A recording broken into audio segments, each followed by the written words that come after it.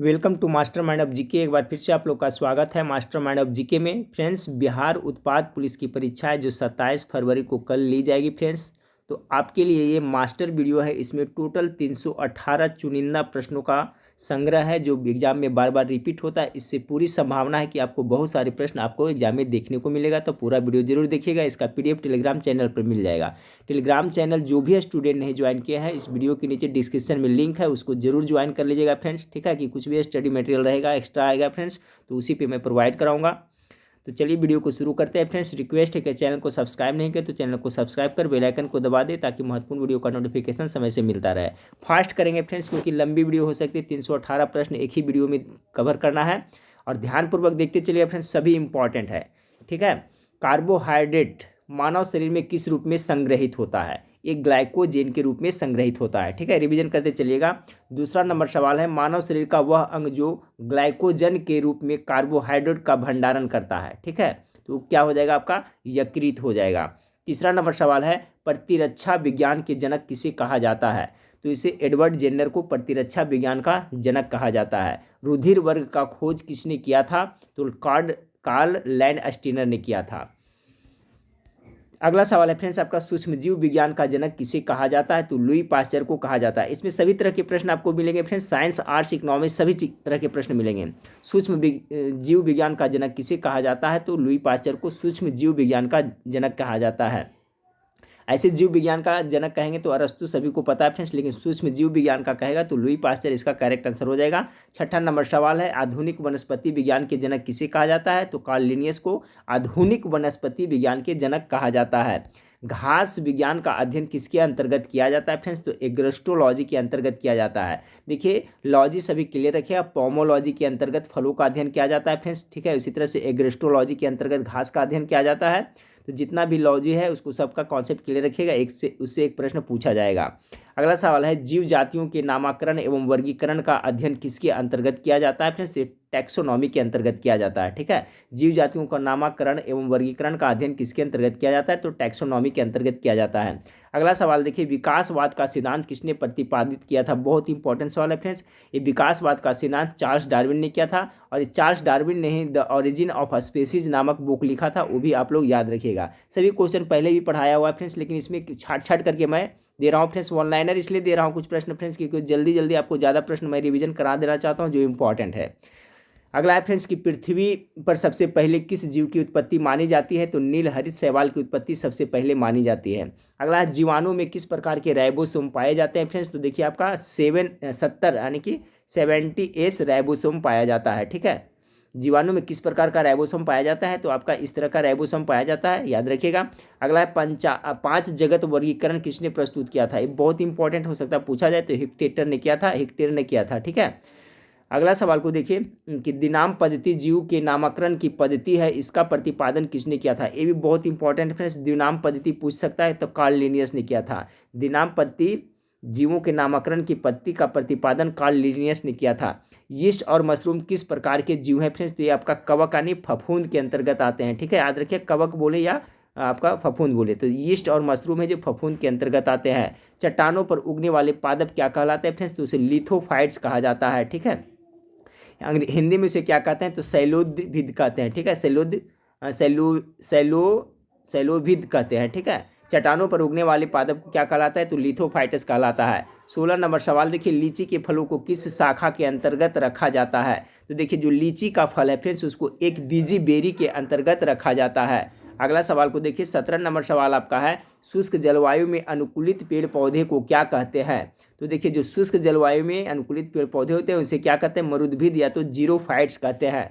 अगला सवाल को देखिए कि जल एवं स्थल दोनों पर रहने वाले जीवों किस वर्ग के अंतर्गत आता है फ्रेंड्स? तो देखिए, हिंदी में रहेगा फ्रेंड्स तो उभयचर रहेगा, नहीं तो एम्फीबियंस रहेगा। ठीक है, जैसे मेढक है जो कैसा प्राणी है फ्रेंड्स, तो पूछा जा सकता है, तो ये देखिए आपका उभयचर प्राणी, क्योंकि जल और स्थल दोनों में रहते हैं। सीप, घोंघा, ठीक है, याद रखिएगा फ्रेंड्स, सीप, घोंघा, कौड़ी, कटलफिश किस संघ के प्रमुख जीव है? तो देखिए, सीप, घोंघा ये सभी है जो मोलास्का संघ के अंतर्गत आते हैं। अगला सवाल है, प्लाज्मा झिल्ली किन पदार्थों से बनी होती है फ्रेंड्स? तो प्रोटीन तथा लिपिड से बनी होती है। प्रोटीन तथा लिपिड यानी लाइपोप्रोटीन की बनी होती है। 21 नंबर सवाल के देखिए, किस जीव में लिंग गुणसूत्र नहीं पाए जाते हैं? तो छिपकली में है जो फ्रेंड्स लिंग गुणसूत्र नहीं पाए जाते हैं। 22 नंबर सवाल देखिए, किसी कोशिका की पाचन थैली कहते हैं, सॉरी किसी कोशिका की पाचन थैली कहते हैं, तो लाइसोसोम को कहते हैं, ठीक है फ्रेंड्स। और कोशिका के पाचन थैली के साथ साथ इसे अब हम लोग क्या कह सकते हैं फ्रेंड्स, आत्महत्या की थैली भी कहा जाता है लाइसोसोम को, तो ये भी याद रखिएगा। जिन शब्द का सर्वप्रथम किसने प्रतिपादन किया था? तो जॉनसन ने जिन शब्द का सबसे प्रथम प्रतिपादन किया था। सबसे छोटी जीवित कोशिका कौन सी है फ्रेंड्स? तो सबसे छोटी जीवित कोशिका है जो माइकोप्लाज्मा है। अगला सवाल को देखिए, ट्रैफिक पुलिस की संज्ञा किस कोशिका अंग को प्रदान की जाती है? बहुत इंपॉर्टेंट सवाल है फ्रेंड्स आपका। ट्रैफिक पुलिस की संज्ञा किसे कोशिका का कौन सा अंग है जिसे ट्रैफिक पुलिस की संज्ञा दी गई है? तो गोल्जी काय को दी गई है ट्रैफिक पुलिस। अगला है, किस विटामिन को हार्मोन माना जाता है? विटामिन डी को हार्मोन भी माना जाता है फ्रेंड्स, जो सूर्य के प्रकाश से हम लोग ग्रहण करते हैं, तो इसका करेक्ट आंसर ये होगा विटामिन डी, यानी याद रखिए विटामिन डी को हार्मोन भी कहा जाता है। अगला सवाल है, कौन सा एंजाइम प्रोटीन के पाचन में सहायक है? प्रोटीन के पाचन में जो सहायक एंजाइम है उसका नाम है ट्रिप्सिन। अभी साइंस के देख रहे हैं फ्रेंड्स, इसमें 318 क्वेश्चन है, सब ये जो इंपॉर्टेंट है फ्रेंड्स, इससे पक्का प्रश्न आपको एग्जाम में आने वाला है। तो कौन सा एंजाइम प्रोटीन के पाचन में सहायक है? तो ट्रिप्सिन इसका करेक्ट आंसर हो जाएगा। 28 नंबर सवाल आपका है कि मानव शरीर में पाचन की अधिकांश क्रिया किस अंग में संपन्न होती है? तो देखिए इसका जो करेक्ट आंसर होगा फ्रेंड्स, छोटी आंत में होता है। पचे हुए भोजन का जो अवशोषण भी होता है कहाँ होता है? तो छोटी आंत में होता है। याद रखिए फ्रेंड्स, क्वेश्चन यही पूछा जाता है अक्सर कि मानव शरीर में पचे हुए भोजन का अवशोषण कहाँ होता है? तो आपका छोटी आंत में ही होता है। अगला सवाल देखिए, फास्ट कर रहे हैं फ्रेंड्स क्योंकि समय कम है और आपको क्वेश्चन बहुत ज़्यादा देखना है, और सभी एक भी क्वेश्चन स्किप करने लायक नहीं है, इसलिए ध्यानपूर्वक सभी को देखते चलिएगा फ्रेंड्स। ये आपका फायरमैन के लिए भी काफ़ी इंपॉर्टेंट है। कौन सा एंजाइम दूध प्रोटीन को पचाने में सहायक होता है फ्रेंड्स? तो रेनिन, ठीक है, ये रेनिन है जो आपका दूध प्रोटीन को पचाने में सहायक होता है। ये बच्चे में बहुत ज़्यादा ये आपका एंजाइम है जो निकलता है फ्रेंड्स, क्योंकि बच्चे दूध पे ही जीवित रहते हैं फ्रेंड्स। ज़्यादा जो नवजात शिशु होते हैं उसका आहार, मुख्य आहार क्या होता है? दूध होता है, ठीक है, तो उनमें ज़्यादा स्रावित होता है। तो कौन सा एंजाइम दूध प्रोटीन को पचाने में सहायक होता है? तो यही रेनिन होता है। अगला सवाल आपका है फ्रेंड्स कि मानव शरीर में विटामिन ए कहाँ भंडारित होता है? तो यकृत में भंडारित होता है, याद रखिएगा फ्रेंड्स, ठीक है। यकृत आने की आपका क्या चीज़? लीवर जो मानव शरीर का सबसे बड़ा ग्लैंड भी है, ग्रंथि भी है। हेपेटाइटिस मानव शरीर का कौन सा अंग प्रभावित करता है फ्रेंड्स? तो हेपेटाइटिस जो आपका यकृत यानी लीवर, जिसे जॉन्डिस भी कहते हैं, हेपेटाइटिस बी वगैरह जो होता है, जो पीलिया रोग होता है, उससे मानव का यकृत यानी लीवर प्रभावित होता है। अगला सवाल है, सूखा रोग अर्थात रिकेट्स किस विटामिन की कमी के कारण होता है? तो विटामिन डी के कमी के कारण होता है जो आपका सूखा रोग होता है, ये बच्चों में होता है। विटामिन डी का रासायनिक नाम क्या है? तो कैल्सीफेरॉल है, ये भी आप लोग याद रखिएगा। संक्रमण रोधी विटामिन किसे कहते हैं फ्रेंड्स? तो संक्रमण रोधी विटामिन ए को कहते हैं। बहुत इंपॉर्टेंट सवाल है फ्रेंड्स, बहुत बार एग्जाम में रिपीट हुआ है, क्योंकि फ्रेंड्स ये जो विटामिन ए जो हमारा क्या करता है? संक्रमण को रोधी करता है, बैक्टीरिया से बचाव करता है, ठीक है, इसलिए इसे संक्रमण रोधी विटामिन कहा जाता है, विटामिन ए को। अगला सवाल है, कौन सा विटामिन शरीर को रोगों से प्रतिरक्षा प्रदान करता है? देखिए वही क्वेश्चन हो गया फ्रेंड्स, विटामिन ए। तो इसको दो तरह से पूछा जाता है कि संक्रमण रोधी विटामिन किसे कहते हैं? तो विटामिन ए को कहते हैं, या तो कौन सा ऐसा विटामिन है जो शरीर को रोगों से प्रतिरक्षा प्रदान करता है? तो विटामिन ए हो जाएगा। अगला सवाल को देखिए फ्रेंड्स कि अनाज के छिलके में मुख्यतः कौन सा विटामिन पाया जाता है? तो अनाज का जो छिलके होता है चावल का फ्रेंड्स, उसमें क्या विटामिन है? थायमिन पाया जाता है। 37 नंबर, कौन सा फल स्कर्वी रोग के उपचार में उपयोगी है? स्कर्वी रोग फ्रेंड्स जो आपका विटामिन सी की कमी से स्कर्वी रोग होता है, तो आंवला, क्योंकि विटामिन सी की कमी से होता है फ्रेंड्स, आंवला जो विटामिन सी का अच्छा स्रोत है। 38 नंबर, पादप में किस संरचना के द्वारा जल ऊपर चढ़ता है? ये दोनों कॉन्सेप्ट क्लियर रखिएगा, एक क्वेश्चन इससे पक्का आने वाला है फ्रेंड्स, जाइलम और फ्लोएम। तो जाइलम होता है जो फ्रेंड्स, और फ्लोएम जो क्या है? आपका पादप का उत्तक है। जाइलम द्वारा जल का संवहन होता है पूरे पादप के हर एक पार्ट्स में, और एक होता है फ्लोएम। फ्लोएम से क्या होता है फ्रेंड्स? फूड जो यानी खाद्य पदार्थ बनता है उसका संवहन है जो कौन करता है? तो उसका फ्लोएम करता है। 39 नंबर, केचुए अथवा जोक पर नमक छिड़क दें ही वह मर जाता है, क्यों मर जाता है फ्रेंड्स? ये भी एग्जाम में पूछा हुआ क्वेश्चन है। तो देखिए केचुआ पर नमक छिड़ गया तो मर जाएगा, तो परासरण प्रभाव के कारण ऐसा होता है। 40 नंबर फ्रेंड्स, अफीम पौधे के किस भाग से प्राप्त किया जाता है? तो अफीम जो प्राप्त किया जाता है आपका फूल से प्राप्त किया जाता है। कॉफ़ी पौधे के किस भाग से प्राप्त होता है? तो कॉफ़ी जो आपका बीज से प्राप्त होता है, कॉफ़ी यानी कहवा, ठीक है फ्रेंड्स। कहवा का सबसे ज़्यादा उत्पादक देश है जो ब्राज़ील है, याद रखिएगा। कॉफ़ी का हिंदी क्या होता है? कहवा होता है। तो कहवा जो आपका पौधे के बीज से प्राप्त होता है फ्रेंड्स, जबकि जो अफीम है ना वो फूल से प्राप्त होता है। तो दोनों इंपॉर्टेंट है, बहुत बार एग्जाम में दोनों रिपीट हुआ है। इसमें हर एक क्वेश्चन है जो फ्रेंड्स एग्जाम में पूछा हुआ है, चुनिंदा प्रश्नों का संग्रह मैं किया हूँ फ्रेंड्स, इसलिए मास्टर वीडियो है आप लोग के लिए। मानव शरीर में पसलियों की कितने जोड़े पाए जाते हैं? तो मानव शरीर में जो पसलियों के जोड़े पाए जाते हैं कितने? 12 जोड़ी पाए जाते हैं। इसमें बहुत सारे सवाल आपको पता होगा फ्रेंड्स, लेकिन रिवीजन करना बहुत जरूरी है। मानव के जीवन काल में कितने दांत 2 बार विकसित होते हैं? तो देखिए मानव के जीवन काल में 20 दांत है, जो कितना है टोटल 20 दांत 2 बार विकसित होते हैं। 44 नंबर है, मनुष्य की खोपड़ी में अस्थियों की कुल संख्या कितने होते हैं? तो 28 होती है। अगला सवाल है फ्रेंड्स, किस प्रकार की संधियों द्वारा हमारी खोपड़ी की अस्थियां परस्पर जुड़ी होती है? ये इंपॉर्टेंट क्वेश्चन है। अचल संधि के द्वारा जुड़ी होती है। किस प्रकार की संधियों द्वारा हमारी खोपड़ी की अस्थियां जुड़ी होती है? तो अचल संधि इसका करेक्ट आंसर हो जाएगा। अगला सवाल है फ्रेंड्स आपका, श्वसन में बाहर निकली वायु में कार्बन डाइऑक्साइड यानी CO2 की लगभग कितनी मात्रा होती है? तो 4% होती है, याद रखिएगा। ठीक है फ्रेंड्स, जब हम श्वसन करते हैं तो जब बाहर छोड़ते हैं फ्रेंड्स तो उसमें जो कार्बन डाइऑक्साइड की मात्रा कितना होती है? तो लगभग 4% होते हैं। फेफड़ों में गैस का आदान प्रदान किसके द्वारा होता है? तो रुधिर के द्वारा। रुधिर यानी कि किसका द्वारा फ्रेंड्स? तो अपना ब्लड के द्वारा होता है। ठीक है, फेफड़ों में आपका गैसों का, गैस यानी फेफड़े में जो ऑक्सीजन हो गया फ्रेंड्स, कार्बन डाइऑक्साइड, इसका आदान प्रदान रुधिर के द्वारा होता है। मानव में स्वास्थ्य दर प्रति मिनट लगभग कितनी होती है फ्रेंड्स? तो 10 से, मानव में स्वास्थ्य दर प्रति मिनट लगभग कितनी होती है? तो 10 से 12 बार होता है। ठीक है, अगला है फ्रेंड्स आपका कि सब्जी का अध्ययन किस शाखा के अंतर्गत किया जाता है? इसका जो करेक्ट आंसर है ओलोरी कल्चर, याद रखिएगा। ठीक है फ्रेंड्स, कल्चर भी याद रखना है फ्रेंड्स और लॉजी भी याद रखना है। लार का पीएच मान कितना होता है फ्रेंड्स? तो लार का जो पीएच मान होता है 6.8 होता है, यानी कि यह अम्लीय होता है। अगला लैंगर हैंस की दीपिकाएं किस अंग में उपस्थित होती है? बहुत इंपॉर्टेंट है, अग्नाशय ग्रंथि में होते हैं। अग्नाशय ग्रंथि को पैंक्रियाज ग्रंथि भी कहते हैं। यह कैसा ग्रंथि है? तो अंतःस्रावी बाह्यस्रावी दोनों तरह के ग्रंथि पूछा जा सकता है कि इनमें से कौन सा ग्रंथि है जो अंतःस्रावी और बाह्यस्रावी? तो यही अग्नाशय ग्रंथि हो जाएगा। इसमें टोटल ये जो है फ्रेंड्स आपका क्या होता है, अंतःस्रावी बाह्यस्रावी दोनों होता है फ्रेंड्स, और इसको पैंक्रियाज ग्रंथि कहते हैं। इसी से इंसुलिन हार्मोन का स्रावन होता है। 52 नंबर, जठर ग्रंथियां किस अंग में पाई जाती है फ्रेंड्स? तो देखिए आमाशय में पाई जाती है। इंसुलिन में कौन सी धातु उपस्थित होती है? बहुत इंपॉर्टेंट फ्रेंड्स, इसमें जिंक यानी जस्ता इसमें आपको उपस्थित होती है। पूछा जाता है फ्रेंड्स कि आपका इंसुलिन में कौन सी धातु उपस्थित होती है? तो जस्ता। जैसे क्लोरोफिल में कौन सी धातु उपस्थित होती है? तो उसमें मैग्नीशियम होता है फ्रेंड्स, याद रखिएगा, उसमें मैग्नीशियम होता है। और इंसुलिन में क्या होता है? तो जस्ता। दोनों इंपॉर्टेंट है। अगर पूछ दिया जाए क्लोरोफिल में कौन सी धातु होती है तो उसमें मैग्नीशियम होता है फ्रेंड्स, और इंसुलिन में कौन सा होता है धातु? तो जस्ता होता है। 54 नंबर सवाल, लाल रक्त कणिकाएं शरीर के किस अंग में नष्ट होती है फ्रेंड्स?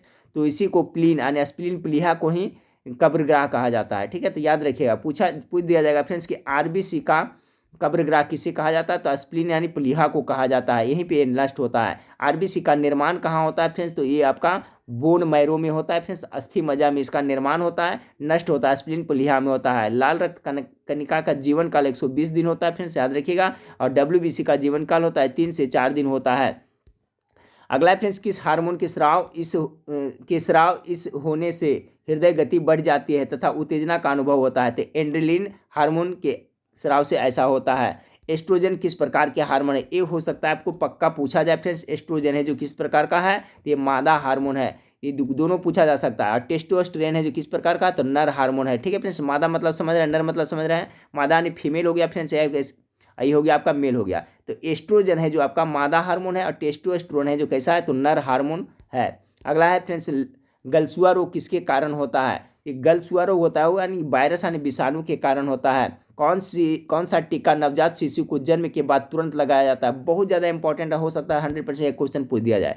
तो देखिए, नवजात शिशु जैसे ही जन्म लेता है फ्रेंड्स 24 आवर विदिन 24 आवर उसको BCG का टीका लगाया जाता है फ्रेंड्स। BCG का टीका किस लिए लगाया जाता है? तो है आपका TB यानी क्षय रोग से बचाव के लिए टीका लगाया जाता है। अगला है फ्रेंड्स, रक्त में RH क्या है? तो देखिए, रक्त में जो RH फैक्टर होता है क्या प्रतिजन होता है फ्रेंड्स। अगला सवाल आपको देखिए, अगला सवाल है, कोरोना वायरस मानव में किस प्रकार के संक्रमण करता है? तो देखिए, कोरोना वायरस से जो मानव में है आपका फ्रेंड्स श्वसन संक्रमण उत्पन्न करता है। कोरोना वायरस से भी प्रश्न पूछा जाएगा, तो उससे भी जो संबंधित है देख लीजिएगा फ्रेंड्स। अगला सवाल आपका है, खसरा किसके संक्रमण के कारण होता है? तो खसरा होता है किसके कारण? विषाणु के कारण यानी वायरस के कारण होता है। चाय में लाल रक्त रोग किसके कारण होता है फ्रेंड्स? तो हरे शैवाल के कारण होता है। चाय में जो लाल रक्त रोग होता है वो हरे शैवाल के कारण होता है। नींबू के कैंकर रोग किसके कारण होता है? तो बैक्टीरिया के कारण होता है। ये 2 क्वेश्चन बन रहा है कि कैंकर रोग किससे संबंधित है? नींबू। तो नींबू में जो कैंकर रोग होता है वो जीवाणु के कारण होता है। काली खांसी से बचाव के लिए शिशु को कौन सा टीका लगाया जाता है? DP टीका लगाया जाता है। ये 3 रोग के लिए होता है फ्रेंड्स। एक होता है डी से डिप्थीरिया, याद करने का तरीका है, ये टीका है जो 3 में काम करता है, ठीक है। तो काली खांसी के लिए तो डीपीटी लगाया जाता है, साथ साथ डिप्थीरिया रोग के लिए भी और टिटनेस के लिए भी लगाया जाता है। तो डिप्थीरिया, टिटनेस और काली खांसी तीनों के लिए टीका लगाया जाता है, ये आप लोग जरूर याद रखिएगा। 66 नंबर फ्रेंड्स 2,4-D, ठीक है, का प्रयोग किस रूप में किया जाता है? तो शाकनाशी के रूप में किया जाता है। बारूदी सुरंग का पता लगाने में कौन से जंतु उपयोगी होते हैं फ्रेंड्स? तो देखिए इसके लिए मधुमक्खी है जो बारूदी सुरंग को पता लगाने के लिए उपयोगी होते हैं। 68 वृक्ष की आयु कैसे निर्धारित की जाती है फ्रेंड्स? तो उसके तनों में निर्मित जो वलय होता है उसका संख्या गिन करके की जाती है। गर्भ निरोधक गोलियां की खोज किसने किया था? तो पिनकस ने किया था फ्रेंड्स, याद रखिएगा। किसने? तो आपका पिनकस ने। अर्थशास्त्र का जनक किसे कहा जाता है? तो एडम स्मिथ को अर्थशास्त्र का जनक कहा जाता है, ठीक है फ्रेंड्स। सभी मिक्स टाइप का क्वेश्चन आएगा। अर्थशास्त्र का जनक किसे कहा जाता है? तो एडम स्मिथ को कहा जाता है, जिन्होंने वेल्थ ऑफ नेशन नामक बुक लिखा है। अगला है फ्रेंड्स, अर्थशास्त्र में नोबेल पुरस्कार प्राप्त करने वाला भारतीय मूल के प्रथम व्यक्ति कौन थे? तो ये अमर्त्य सेन है, इनको मिला था। समाजवादी अर्थव्यवस्था का जनक किसे माना जाता है? तो कार्ल मार्क्स को समाजवादी अर्थव्यवस्था का जनक माना जाता है। अगला सवाल है, भारतीय अर्थव्यवस्था का उदारीकरण का अग्रदूत किसे कहा जाता है? तो भारतीय अर्थव्यवस्था के उदारीकरण का अग्रदूत डॉक्टर मनमोहन सिंह को कहा जाता है। विश्व इतिहास से भी आप लोग देख लिया फ्रेंड्स, प्रथम विश्व युद्ध कब हुआ था, और उसके बाद में द्वितीय विश्व युद्ध कब हुआ था, प्रथम विश्व युद्ध का तत्कालिक कारण क्या था, ये सभी उसका भी कॉन्सेप्ट आप लोग देख लीजिएगा। भारतीय अर्थव्यवस्था के उदारीकरण का अग्रदूत किसे कहा जाता है? डॉक्टर मनमोहन सिंह को कहा जाता है। कृषि एवं कृषि से संबंधित गतिविधियां भारतीय अर्थव्यवस्था के किस क्षेत्र के अंतर्गत आता है फ्रेंड्स? तो देखिए कृषि और इससे संबंधित जो भी गतिविधियां प्राथमिक क्षेत्र के अंतर्गत आता है। इसका डिटेल में देख ले फ्रेंड्स। औद्योगिक निर्माण, विनिर्माण, यह सभी द्वितीय क्षेत्र में। चलिए तीनों क्षेत्र को देख लीजिए। देखिए इसमें 3 क्षेत्र है अर्थव्यवस्था मुख्य रूप से फ्रेंड्स। तो प्रथम क्षेत्र में आ गया कृषि और कृषि संबंधित गतिविधियां। औद्योगिक निर्माण और विनिर्माण, यह सब द्वितीय क्षेत्र के अंतर्गत आता है। जबकि सेवा, परिवहन एवं संचार, बैंकिंग एवं बीमा तृतीय क्षेत्र के अंतर्गत आता है। तीनों क्षेत्र का कॉन्सेप्ट क्लियर हो गया? क्या हो गया फ्रेंड्स? क्वेश्चन क्या था भारतीय अर्थव्यवस्था के? तो भारतीय अर्थव्यवस्था के प्राथमिक क्षेत्र के अंतर्गत कृषि एवं से संबंधित गतिविधियां, द्वितीय क्षेत्र में आपका औद्योगिक हो गया फ्रेंड्स, निर्माण हो गया, तृतीय क्षेत्र में आपका बैंकिंग, सेवा, परिवहन, संचार, ये सब आता है। अगला सवाल है, किस पंचवर्षीय योजना में आर्थिक विकास दर सर्वाधिक रही थी? तो 11वीं पंचवर्षीय योजना इसका करेक्ट आंसर होगा। तीसरी पंचवर्षीय योजना में आर्थिक विकास दर सबसे कम था। चलिए दोनों का यहाँ पर कॉन्सेप्ट है फ्रेंड्स। अगर ये क्वेश्चन आता है एग्जाम में कि कौन सा पंचवर्षीय योजना में आर्थिक विकास दर सर्वाधिक रही थी, तो 11वीं पंचवर्षीय योजना में सबसे अधिक था फ्रेंड्स, और कम सबसे किस में था? तो तीसरी पंचवर्षीय योजना में। अगला सवाल को देखिए कि वर्तमान में भारत के किस राज्य में प्रति व्यक्ति आय सबसे कम है? तो आपका बिहार राज्य हो जाएगा। वर्तमान में किस राज्य में अवस्थित प्रति व्यक्ति आय सर्वाधिक है? तो सबसे अधिक कहाँ है? तो गोवा में है। अगला है, भारत में राष्ट्रीय आय का आकलन किसके द्वारा किया जाता है फ्रेंड्स? तो सीएसओ के द्वारा किया जाता है, केंद्रीय सांख्यिकी संगठन के द्वारा किया जाता है। अगला सवाल आपका है कि सकल घरेलू उत्पाद के आधार पर भारत विश्व की कौन सी सबसे बड़ी अर्थव्यवस्था है? तो देखिए सकल घरेलू उत्पाद के आधार पर भारत विश्व में है जो आपका 5वीं सबसे बड़ी अर्थव्यवस्था है। 80 नंबर सवाल देखिए, भारत में सकल घरेलू उत्पाद का सबसे बड़ा भाग किस आर्थिक क्षेत्र से प्राप्त होता है? तो ये आपका सेवा क्षेत्र से होता है, जो आपका तृतीय क्षेत्र के अंतर्गत आता है। अगला फ्रेंड्स, भारत में आर्थिक नियोजन की पृष्ठभूमि किसने तैयार की थी? तो सर एम विश्वेश्वरैया ने किया था। भारत में आर्थिक नियोजन की पृष्ठभूमि सर एम.एस. विश्वेश्वरैया ने किया था। 82 नंबर, राष्ट्रीय विकास परिषद का गठन कब हुआ था? डेट के साथ। राष्ट्रीय विकास परिषद का गठन 6 अगस्त 1952 को हुआ था। अगला सवाल है फ्रेंड्स कि देश में समाजवादी समाज की स्थापना का संकल्प किस पंचवर्षीय योजना में लिया गया था? ये द्वितीय पंचवर्षीय योजना में लिया गया था। प्रथम पंचवर्षीय योजना हैराल्ड डोमार मॉडल पर आधारित था फ्रेंड्स, जबकि द्वितीय पंचवर्षीय योजना महान लोबिस पर आधारित था। ये भी पूछा जाता है, याद रखिएगा। किस पंचवर्षीय योजना में कृषि ने ऋणात्मक विकास प्रदर्शित किया था? तीसरी पंचवर्षीय योजना में कृषि में ऋणात्मक विकास देखने को मिला था। ठीक है फ्रेंड्स। अगला सवाल है कि द एशियन ड्रामा के लेखक कौन है? तो गुरनाल मिर्डल ने है जो द एशियन ड्रामा लिखा है, बहुत ही फेमस बुक है। चलिए 86 नंबर सवाल को देखिए, भारत में हरित क्रांति की शुरुआत किस पंचवर्षीय योजना के दौरान हुई थी? तो तृतीय पंचवर्षीय योजना के दौरान हुई थी। भारत में हरित क्रांति का जनक किसे कहा जाता है? तो स्वामीनाथन जी को कहा जाता है। पूरे विश्व में हरित क्रांति का जनक नॉर्मन बोरलॉग को कहा जाता है। चतुर्थ पंचवर्षीय योजना किस मॉडल पर आधारित था फ्रेंड्स? तो DR गाडगिल फॉर्मूला पर आधारित था, मॉडल पर आधारित था चतुर्थ पंचवर्षीय योजना। 88 नंबर सवाल देखिए फ्रेंड्स कि निर्धारित अवधि से 1 वर्ष पूर्व ही समाप्त होने वाली पंचवर्षीय योजना कौन सी थी। ये 5वीं पंचवर्षीय योजना है जो फ्रेंड्स 1 वर्ष पूर्व ही आपका समाप्त हो गई थी 4 ही वर्ष में। अगला है फ्रेंड्स गरीबी हटाओ विषय वस्तु पर आधारित गरीबी उन्मूलन कार्यक्रम को किस पंचवर्षीय योजना में प्रारंभ किया गया था। टॉप मोस्ट VVI सवाल फ्रेंड्स हो सकता है कल के एग्जाम में आए। ये 5वीं पंचवर्षीय योजना, इसका करेक्ट आंसर होगा। 6ठी पंचवर्षीय योजना किस मॉडल पर आधारित थी, तो आगत निर्गत मॉडल पर आधारित थी 6ठी पंचवर्षीय योजना। अगला सामाजिक न्याय एवं समानता के साथ समृद्धि पर बल किस पंचवर्षीय योजना में दिया गया था। 7वीं पंचवर्षीय योजना में दिया गया था। सामाजिक न्याय एवं समानता के साथ समृद्धि पर बल 7वीं पंचवर्षीय योजना में दिया गया था। अगला फ्रेंड्स विश्व सूत्रीय आर्थिक कार्यक्रम का शुभारंभ वर्ष किया गया था, कब किया गया था, तो 1975 में। विश्व सूत्रीय आर्थिक कार्यक्रम का शुभारंभ 1975 में किया गया था। 93 नंबर सवाल को देखिए 12वीं पंचवर्षीय योजना की अवधि काल क्या है, तो ये बहुत ज़्यादा इंपॉर्टेंट फ्रेंड्स हो सकता है पूछ दे। 1 अप्रैल 12 से लेकर के 31 मार्च 17 तक था आपका 12वीं पंचवर्षीय योजना का। सर्व शिक्षा अभियान की शुरुआत किस पंचवर्षीय योजना के आरंभिक वर्षों में हुई थी, तो 10वीं पंचवर्षीय योजना इसका करेक्ट आंसर होगा। 11वीं पंचवर्षीय योजना का मुख्य उद्देश्य क्या है, टॉप मोस्ट VVI सवाल, ये बिहार पुलिस में पूछा हुआ क्वेश्चन है फ्रेंड्स। 11वीं पंचवर्षीय योजना का मुख्य उद्देश्य है जो तीव्रतर एवं समावेशी विकास, क्या तीव्रतर एवं समावेशी विकास। इसका PDF मैं दे दूंगा फ्रेंड्स, इसके बाद आप वहाँ रिविजन भी कर लीजिएगा।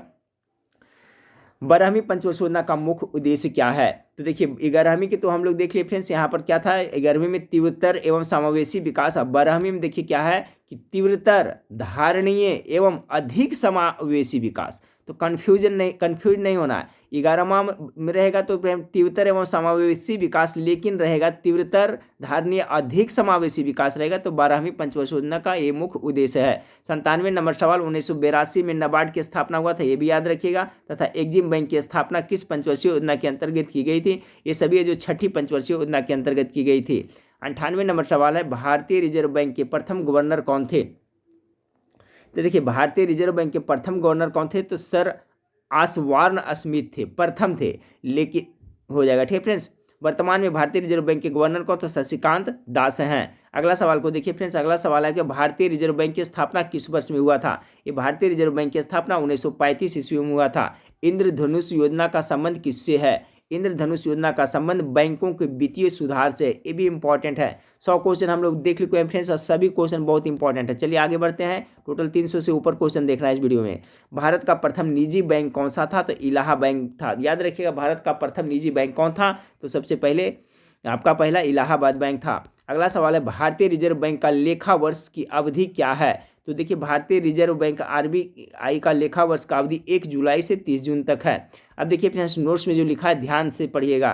भारतीय रिजर्व बैंक ने अपने लेखांकन वर्ष को जुलाई जून से परिवर्तित कर अप्रैल मार्च करने का निर्णय किया गया है, ठीक है। पहले क्या था 1 जुलाई से जून तक फ्रेंड्स, लेकिन क्या है इसको परिवर्तन कर जून से परिवर्तित करके अप्रैल मार्च करने का निर्णय किया गया है। इसके अंतर्गत आगामी लेखा वर्ष जुलाई 2020 से 21 मार्च 2021 तक 9 महीने की अवधि का ही होगा, और उसके पश्चात सभी लेखा वर्ष 1 अप्रैल से 1 मार्च होगा। तो देखिए अभी इस प्रस्ताव हो पहले कैसा था फ्रेंड्स, 1 जून से जुलाई था ना, 1 जुलाई से जून तक था, लेकिन अब क्या हो जाएगा 1 अप्रैल से 31 मार्च तक हो जाएगा।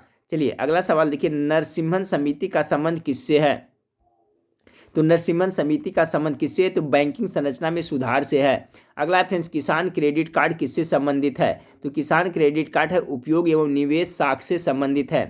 भारतीय स्टेट बैंक की स्थापना कब हुई थी, यानी SBI के, तो 1955 में हुई थी। भारत के किस बैंक के ने चीन में सबसे पहले अपनी शाखा खोला फ्रेंड्स, चाइना में सबसे पहला SBI ने अपना पहला शाखा खोला है। अगला भारत के किस निजी भारतीय बैंक ने सर्वप्रथम चीन में सर्वप्रथम शाखा स्थापित की है। देखिए फ्रेंड्स ये तो आपका हो गया भारत का सरकारी बैंक हो गया ना, यहाँ पर तो करा ना कि भारत के किस बैंक ने, लेकिन निजी जो प्राइवेट बैंक है अगर पूछे भारत के किस निजी यानी प्राइवेट बैंक है जो सर्वप्रथम चाइना में शाखा स्थापित किया, तो एक्सिस बैंक हो जाएगा, ठीक है। प्राइवेट रहेगा तो एक्सिस हो जाएगा फ्रेंड्स। ऐसे आपका SBI हो गया भारत का। रेपो दर का नियमन कौन करता है, तो रेपो दर का जो नियमन करता है RBI करता है, रिजर्व बैंक ऑफ इंडिया करता है। अगला है भारत में मुद्रास्फीति मापन की सबसे लोकप्रिय माप क्या है, तो उपभोक्ता मूल्य सूचकांक है, ठीक है फ्रेंड्स। अगला सवाल को देखिए, उपभोक्ता मूल्य सूचकांक किसके द्वारा संकलित किया जाता है, तो यही फ्रेंड्स आपका केंद्रीय सांख्यिकी संगठन के द्वारा किया जाता है। वह दर जिस पर बैंक रिजर्व बैंक को उधार देते हैं क्या कहलाता है? तो रिवर्स रेपो दर के रूप में, बहुत इंपॉर्टेंट है। वह दर जिस पर बैंक रिजर्व बैंक को उधार देते हैं क्या कहलाते हैं? तो रिवर्स रेपो दर के रूप में जाना जाता है। अगला सवाल आपका, भारत में कृषि आयकर सबसे पहले कहाँ और कब लगाया गया था? तो भारत में कृषि आयकर सबसे पहले बिहार में 1938 में लगाया गया था। अगला, सेवा कर, बिक्री कर, उत्पाद शुल्क, सीमा शुल्क किस कर श्रेणी के अंतर्गत आता है? ये सभी जो फ्रेंड्स सेवा कर, बिक्री कर, उत्पाद शुल्क सभी अप्रत्यक्ष श्रेणी के अंतर्गत आता है। 114 नंबर सवाल, किस देश में सबसे पहले जीएसटी लागू किया गया था? तो सबसे पहले जीएसटी लागू करने वाला देश आपका फ्रांस हो जाएगा। अगला फ्रेंड्स, संविधान के किस अनुच्छेद के अंतर्गत जीएसटी परिषद के गठन का प्रावधान किया गया है? टॉप मोस्ट वीवीआई सवाल है फ्रेंड्स, तो 279 का ए याद रखिएगा। सबसे पहले जो जीएसटी लगाया गया था फ्रांस में फ्रेंड्स, और भारतीय संविधान में जो गठन किया गया है 279 के ए में रखा गया है इसका जीएसटी को। भारत में जीएसटी कब लागू हुआ था? बहुत इंपॉर्टेंट फ्रेंड्स, 1 जुलाई 2017 से जीएसटी भारत में लागू हुआ। इससे भी ज़्यादा इंपॉर्टेंट है कि भारत में जीएसटी लागू करने वाला प्रथम राज्य कौन है? तो असम है। ये बहुत इंपॉर्टेंट है फ्रेंड्स, हो सकता है इससे क्वेश्चन पूछा जाए। पुनः एक बार देखिए, किस देश में सबसे पहले जीएसटी लागू हुआ था? तो फ्रांस में। भारतीय संविधान के किस अनुच्छेद में इसे रखा गया? तो 279 के ए में। उसके बाद में भारत में जीएसटी कब से लागू हुआ? तो 1 जुलाई 2017 से। और सबसे पहले लागू करने वाला राज्य कौन सा है जीएसटी? तो आपका असम। जीएसटी समझ रहे हैं फ्रेंड्स, गुड सर्विस टैक्स। अगला, काले धन को सफ़ेद करने की प्रक्रिया क्या कहलाती है? बहुत इंपॉर्टेंट है भी, मनी लॉन्ड्रिंग कहा जाता है। काले धन को सफ़ेद करने की प्रक्रिया मनी लॉन्ड्रिंग कहा जाता है। मोट वैट तथा सैन वैट किससे संबंधित है? केंद्रीय उत्पाद शुल्क से संबंधित है मोट वैट और सैन वैट। अगला सवाल देखिए फ्रेंड्स, कि भारत में सर्वाधिक बार बजट पेश करने वाला वित्त मंत्री कौन है? सबसे ज़्यादा बजट मोरारजी देसाई ने किया है। अगला, भारतीय डेयरी अनुसंधान संस्थान कहाँ स्थित है? एक करनाल में स्थित है। अगला, भारतीय जूट कृषि अनुसंधान संस्थान कहाँ स्थित है फ्रेंड्स? ये बैरकपुर में स्थित है। राष्ट्रीय चावल शोध संस्थान कहाँ स्थित है? तो आपका कटक में है। तो ये सभी पॉइंट से आपका क्वेश्चन लिया हुआ है फ्रेंड्स, पूरा वीडियो देखिए। राउरकेला इस्पात संयंत्र की स्थापना कब तथा किस देश के सहयोग से हुआ था? देखिए सभी कॉन्सेप्ट के रखिएगा। 1955 में जर्मनी के सहयोग से आपका राउरकेला बना था। भिलाई पूर्व सोवियत संघ रूस से, ठीक है। जर्मनी किससे बना था? राउरकेला किसके सहयोग से बना था? तो जर्मनी के सहयोग से बना था। पूछ दे, भिलाई है जो किससे? भिलाई जो तो रूस के सपोर्ट से, मदद से बना था। दुर्गापुर ब्रिटेन के सपोर्ट से बना था फ्रेंड्स। और बोकारो है जो फ्रेंड्स आपका पूर्व सोवियत रूप से बना था। तो चलिए फ्रेंड्स पुनः एक बार रिपीट कर देता हूँ। पूछे देखिए, मैं बोलते चलता हूँ। राउरकेला इस्पात है जो आपका जर्मनी की मदद से बना था। दुर्गापुर है जो आपका ब्रिटेन की मदद से बना था। भिलाई बोकारो है जो रूस के मदद से बना था फ्रेंड्स, ठीक है। तो सभी को आप लोग याद रखिएगा 1955 में ही। और आपका फ्रेंड्स अगला क्वेश्चन है, दांडेकर रथ फार्मूला किससे संबंधित है? दांडेकर रथ फार्मूला गरीबी रेखा के निर्धारण से संबंधित है। गरीबी उन्मूलन का नारा किस पंचवर्षीय योजना में दिया गया था? 6ठी पंचवर्षीय योजना में गरीबी उन्मूलन का नारा दिया गया था। वीडियो को लाइक जरूर कर देगा फ्रेंड्स, काफ़ी मेहनत करके वीडियो आप लोग के लिए बना रहा हूँ, मास्टर वीडियो। अगला है फ्रेंड्स, भारत में अधिकांश बेरोजगारी किस प्रकार की, किस श्रेणी के है? क्वेश्चन बहुत ज़्यादा इंपॉर्टेंट है। भारत में आए ज़्यादा बेरोजगारी है जो संरचनात्मक बेरोजगारी देखी जाती है। भारत में परिवार नियोजन कार्यक्रम किस वर्ष प्रारंभ किया गया था? तो 1952 में ही परिवार नियोजन कार्यक्रम शुरू किया गया था। तेंदुलकर समिति किससे संबंधित है? तो तेंदुलकर समिति का संबंध है गरीबी रेखा के नीचे जनसंख्या, इससे संबंधित है। 129 नंबर, निर्धनता उन्मूलन के लिए विश्व सूत्रीय आर्थिक कार्यक्रम किस वर्ष आरंभ किया गया था? तो विश्व सूत्रीय कार्यक्रम 1982 में किया गया था। किसके लिए? तो निर्धनता उन्मूलन के लिए। अगला सवाल को देखते हैं फ्रेंड्स कि एड्रागॉगी किससे संबंधित है? तो देखिए एड्रागॉगी का संबंध है जो प्रौढ़ शिक्षा से संबंधित है। जवाहर रोजगार योजना किस पंचवर्षीय योजना में प्रारंभ की गई थी? तो 7वीं पंचवर्षीय योजना में जवाहर रोजगार योजना शुरू की गई थी। विश्व साक्षरता दिवस कब मनाया जाता है? 8 सितंबर को विश्व साक्षरता दिवस के रूप में मनाया जाता है। राष्ट्रीय ग्रामीण विकास संस्थान कहाँ है? तो आपका हैदराबाद में पड़ता है। अगला, ऑपरेशन ब्लैक बोर्ड किससे संबंधित है? तो प्राथमिक शिक्षा से संबंधित है, ठीक है। याद रखिएगा ऑपरेशन ब्लैक बोर्ड किससे संबंधित है? कौन शिक्षा फ्रेंड्स? तो दे देगा माध्यमिक शिक्षा, प्राथमिक शिक्षा, ऐसा। तो आपका प्राथमिक शिक्षा आपको करेक्ट करना है। अगला है, भारत में शिक्षित बेरोजगारों का सर्वाधिक प्रतिशत किस राज्य में है? तो देखिए केरला में है, ठीक है फ्रेंड। केरला ही सबसे ज़्यादा शिक्षित है, तो वहीं पर आपका शिक्षित बेरोजगारी भी ज़्यादा देखने को मिलती है।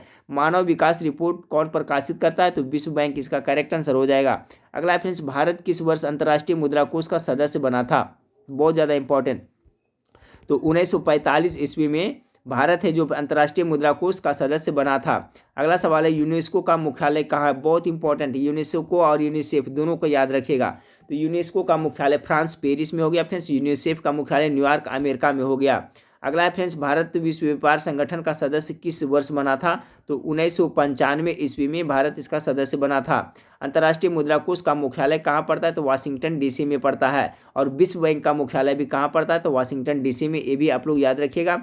अगला है फ्रेंड्स, एपेक का मुख्यालय कहाँ हो सकता है? क्वेश्चन पूछ दिया जाए। एपेक का मुख्यालय सिंगापुर पड़ता है। एक एपेक है फ्रेंड्स, एक ओपेक है। तो ओपेक का मुख्यालय पूछेगा फ्रेंड्स, तो ओपेक जो तेल वाला है इसका हो जाएगा वियना ऑस्ट्रिया में हो जाएगा, लेकिन एपेक का मुख्यालय पूछेगा तो सिंगापुर हो जाएगा, और ओपेक का पूछेगा तो वियना हो जाएगा। अगला है फ्रेंड्स आपका सार्क का मुख्यालय कहाँ है? तो सार्क का मुख्यालय कहाँ फ्रेंड्स? देखिए काठमांडू में है। इसकी स्थापना 1985 में हुआ था। सार्क की स्थापना हुआ था फ्रेंड्स। इसमें टोटल कितने देश हैं देख लिए, भारत पाकिस्तान 2 हो गया, श्रीलंका 3, बांग्लादेश 4, नेपाल 5, भूटान 6, मालदीव 7 और अफगानिस्तान 8। यानी सार्क में टोटल सदस्य देशों की संख्या कितनी है? तो आपका 8 है फ्रेंड्स। 1985 ईस्वी में इसकी स्थापना हुई थी। सब देश याद रखिए, भारत पाकिस्तान श्रीलंका बांग्लादेश नेपाल भूटान मालदीव और अफगानिस्तान। अगला है फ्रेंड्स, राजा चलैया समिति का संबंध किससे? तो कर सुधार से संबंधित है। अगला है मल्होत्रा समिति किससे संबंधित है? तो ये आपका बीमा क्षेत्र के सुधार से संबंधित है। अगला फ्रेंड्स, दंतेवाला समिति किससे संबंधित है? तो बेरोजगारी के अनुमान से संबंधित है। अगला डॉक्टर विजय केलकर समिति किससे संबंधित है? तो प्राकृतिक गैस मूल्य से संबंधित है। अगला है, भारत में पर्यावरण संरक्षण अधिनियम कब पारित किया गया था? तो भारत में पर्यावरण संरक्षण अधिनियम है जो आपका 1986 ईस्वी में पारित किया गया था फ्रेंड्स। अगला सवाल को देखिए, विश्व पर्यावरण दिवस कब मनाया जाता है? 5 जून को मनाया जाता है, विश्व पर्यावरण दिवस मनाया जाता है। भारत में सर्वप्रथम जैव विविधता अधिनियम कब पारित किया गया था? तो सन 2002 ईस्वी में भारत में सर्वप्रथम जैव विविधता अधिनियम पारित किया गया था। जैव विविधता शब्द का सर्वप्रथम प्रयोग कब और किसने किया था? तो वाल्टर जी रोसेन ने 1986 में किया था। अगला है, राष्ट्रीय जैव विविधता प्राधिकरण का मुख्यालय भारत में कहाँ स्थित है? तो चेन्नई में पड़ता है। अगला सवाल देखें, रेड डेटा बुक क्या है? एक क्वेश्चन इससे संबंधित पूछा जाता है। ठीक है फ्रेंड्स, इकोलॉजी एंड एनवायरनमेंट। तो रेड डाटा बुक है जो फ्रेंड्स आपका विलुप्त होने की कगार पर खड़ी संकटग्रस्त पौधे और पशुओं की सूची को ही आप रेड डाटा बुक कहा जाता है। समझ रहे फ्रेंड्स, विलुप्त होने की कगार पर जो संकटग्रस्त पौधा है पशु है उसी संबंधित ये बुक है। रेड डाटा बुक किस अंतर्राष्ट्रीय संगठन के द्वारा निकाली जाती है? बहुत इंपॉर्टेंट है। तो IUNC के द्वारा निकाली जाती है, international union for conservation of nature. ठीक है, रेड डाटा बुक किसके द्वारा निकाली जाती है फ्रेंड्स? तो IUCN के द्वारा निकाली जाती है। अगला फ्रेंड्स, IUCN का मुख्यालय कहाँ है? तो ग्लैंड यानी स्विट्जरलैंड के ग्लैंड में पड़ता है। अगला सवाल को देखिए, रेड डाटा बुक को पहली बार कब प्रदर्शित किया गया था? तो 1966 में रेड डाटा बुक को प्रथम बार प्रदर्शित किया गया था। रेड डाटा बुक में संकटापन्न जीवों को किस रंग से दर्शाया गया? बहुत इंपॉर्टेंट है, तो पिंक कलर से दिखाया गया है। देखिए, रेड डाटा बुक में जो संकटापन्न जीव है फ्रेंड्स, जो विलुप्त होने के कगार पर है, उसको पिंक कलर से दर्शाया गया है। अगला, संयुक्त राष्ट्र द्वारा कौन सा दशक जैव विविधता दशक घोषित किया गया था फ्रेंड्स? तो 2021 से लेकर के 2020 तक को घोषित किया गया था। रामसर संधि किससे संबंधित है? तो ये आपका आर्द्र भूमियों संरक्षण व संवर्धन से संबंधित है। टॉप मोस्ट वीवीआई सवाल हो सकता है, सवाल पक्का आपको पूछ दिया जाए फ्रेंड्स। रामसर संधि जो किससे संबंधित है? तो आर्द्र भूमियों संरक्षण व संवर्धन से संबंधित है। विश्व आर्द्र दिवस कब मनाया जाता है? 2 फरवरी को विश्व आर्द्र दिवस मनाया जाता है। विश्व जल दिवस कब मनाया जाता है? क्वेश्चन हो सकता है पूछ दिया जाए 22 मार्च को। अब 22 मार्च को ही फ्रेंड्स आपका बिहार स्थापना दिवस भी मनाया जाता है।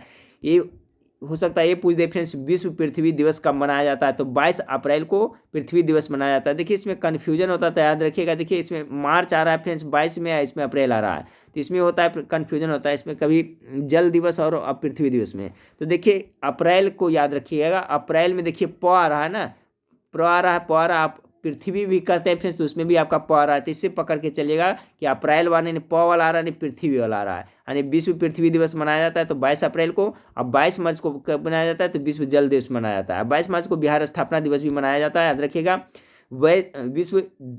विश्व जैव विविधता संरक्षण दिवस कब मनाया जाता है? हो सकता है क्वेश्चन पूछ दिया जाए फ्रेंड्स। 22 मई को ये मनाया जाता है। पर्यावरण दिवस कब मनाया जाता है फ्रेंड्स? तो अभी देख चुके हैं 5 जून को मनाया जाता है फ्रेंड्स। आगे है विश्व पर्यावरण संरक्षण दिवस कब मनाया जाता है? तो ये आपका 26 नवंबर को विश्व पर्यावरण संरक्षण दिवस मनाया जाता है। ओजोन दिवस कब मनाया जाता है? हो सकता है 100% ये क्वेश्चन आपको पूछ दिया जाए फ्रेंड्स।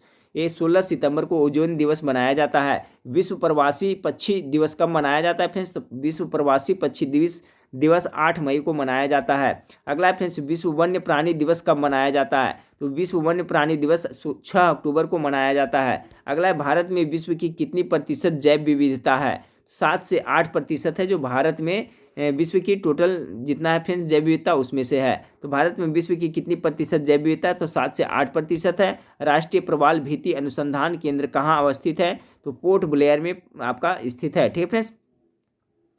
अगला है कि अंतर्राष्ट्रीय टाइगर दिवस कब मनाया जाता है फ्रेंड्स? अंतर्राष्ट्रीय टाइगर यानी अंतर्राष्ट्रीय बाघ दिवस 29 जुलाई को मनाया जाता है। अगला सवाल है, इकोलॉजी शब्द का सर्वप्रथम प्रयोग किसने किया था फ्रेंड्स? तो अर्नेस्ट हैक्ले ने किया था इकोलॉजी शब्द का प्रयोग सर्वप्रथम। अगला है फ्रेंड्स कि इकोसिस्टम शब्द का सर्वप्रथम प्रयोग किसने किया था? तो टांसले ने किया था। देखिए फ्रेंड्स यहाँ पर कन्फ्यूजन है, यहाँ कंफ्यूज मत होइएगा। इकोलॉजी अलग है फ्रेंड्स और इकोसिस्टम अलग है। ठीक है, तो इकोलॉजी कहेगा फ्रेंड्स तो इकोलॉजी हो जाएगा तो आपका हैकेल हो जाएगा। लेकिन पूछेगा कि इकोसिस्टम शब्द का सर्वप्रथम प्रयोग किसने किया था? तो टांसले ने किया था। अगला, बायोस्फीयर रिजर्व शब्द का प्रयोग सर्वप्रथम किसने किया था? तो एडवर्ड सुएस ने किया था। भारत में प्रोजेक्ट टाइगर कब शुरू किया गया था फ्रेंड्स? तो 1973 ईस्वी में भारत में प्रोजेक्ट टाइगर शुरू किया गया था। 181 नंबर सवाल को देखिए, भारत का राष्ट्रीय जैविक उद्यान कहाँ स्थित है? तो नई दिल्ली में है। भारत का राष्ट्रीय जैविक उद्यान नई दिल्ली में स्थित है। भारत का सर्वप्रथम राष्ट्रीय उद्यान कौन सा है फ्रेंड्स? तो इकोलॉजी, एक मिनट फ्रेंड्स, भारत का सर्वप्रथम राष्ट्रीय उद्यान कौन सा है इकोलॉजी एंड एनवायरनमेंट से? तो जिम कार्बेट राष्ट्रीय उद्यान है जो भारत, ये देखिए बहुत बार रिपीट हुआ है कि भारत का प्रथम राष्ट्रीय उद्यान कौन सा है फ्रेंड्स? तो ये जिम कार्बेट को जो उत्तराखंड में पड़ता है, इसका करेक्ट आंसर हो जाएगा।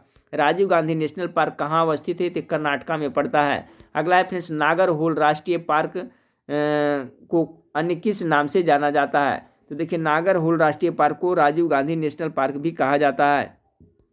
केरल में स्थित पेरियार अभयारण्य किसके लिए प्रसिद्ध है? 2 क्वेश्चन बन गया फ्रेंड्स। पेरियार अभयारण्य कहाँ है? तो केरला में है, याद रखिएगा। ये जंगली हाथियों के लिए प्रसिद्ध है। यूनेस्को द्वारा मैन एंड बायोस्फीयर प्रोग्राम क्या है, वह इसकी शुरुआत कब हुई थी? तो देखिए यूनेस्को का मैन एंड बायोस्फीयर कार्यक्रम का मुख्य उद्देश्य लोगों एवं उनके पर्यावरण के मध्य संबंधों में सुधार है। इसकी शुरुआत 1971 में हुई थी। अगला फ्रेंड्स कि ग्रेट हिमालय राष्ट्रीय पार्क, जिसे यूनेस्को ने विश्व धरोहर स्थल घोषित किया है, कहाँ स्थित है? तो इसका हिमाचल प्रदेश करेक्ट आंसर हो जाएगा। ठीक है, ग्रेट हिमालय राष्ट्रीय पार्क कहाँ है? तो आपका हिमाचल प्रदेश में है। अगला फ्रेंड्स, भारत में ताजे पानी की सबसे बड़ी झील कौन सी है?